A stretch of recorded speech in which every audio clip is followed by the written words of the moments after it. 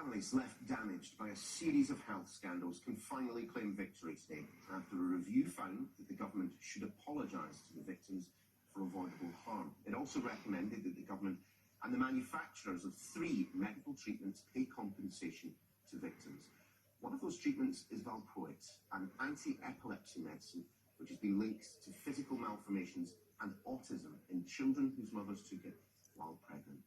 We're joined now by Emma Friedmann, who took valproate for her epilepsy during her pregnancy, and whose son Andrew has severe autism. Emma, very good to see you this morning. Thank you so much for being with us. I wonder if you might just tell us a little bit about your story. I'm told your son Andrew is now 21, so we're talking far in excess of 2 decades ago that you yourself took this drug. Yes, I've had epilepsy since... Sorry, good morning, everybody. And we're delighted with the news.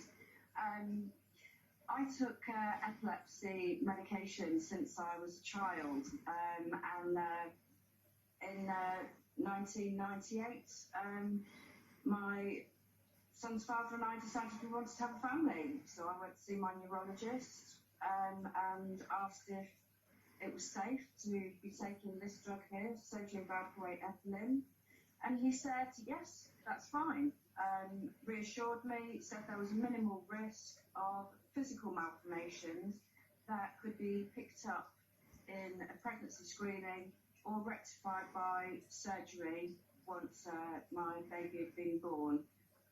Obviously now we know that wasn't the case, and there was a lot more evidence available at the time, and I and thousands of other women were not informed of that risk.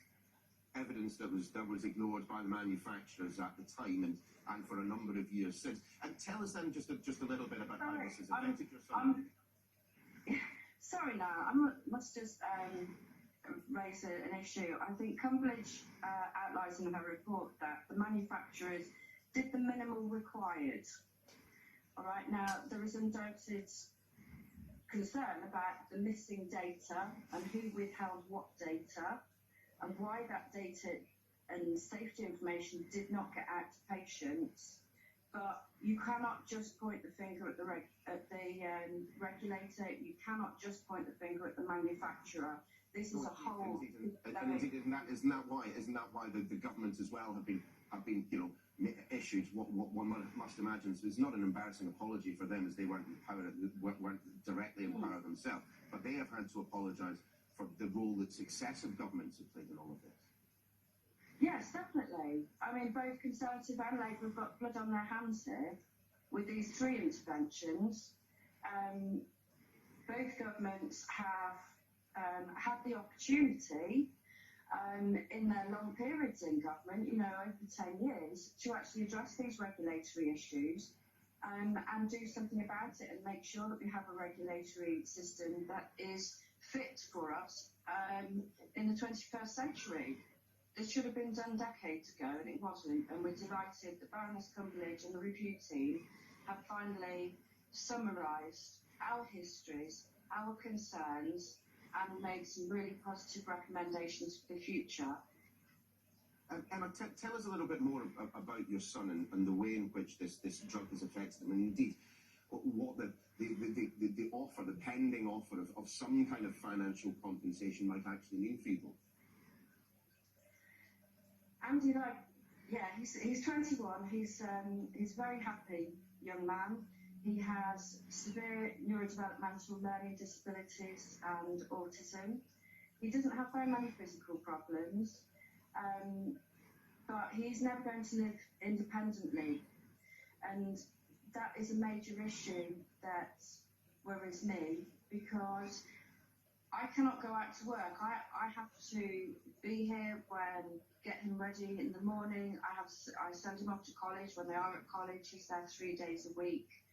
I have to be here. I can't leave him on his own. It's fine if I nip up to the shop to get a pint of milk, but I can't go out to work.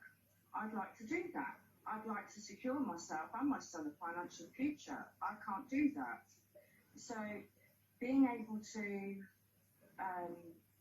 have some kind of finance would be most appreciated. I'm using benefits. I want to be looking after myself. Just a final word. Do you think that a situation that the likes of which you have gone through with Valproate, that others have gone through with the mesh, and of course with Primanos, do you think a situation like that could ever arise again? Or has the regulatory framework improved enough to guard against it? No, this review has been done because the regulatory framework is totally inadequate.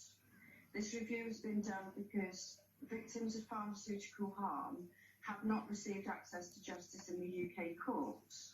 And so the tax burden, the cost of helping us and treating our health conditions, that is falling on the taxpayer. The taxpayer is paying this money. You are donating to the charities that our children benefit from. The issue is the system. The issue is access to justice. There are countless other medications, other devices that need to be assessed, because we deserve to have access to justice, and we need an adequate Consumer Protection Act in the UK, especially as we leave the EU.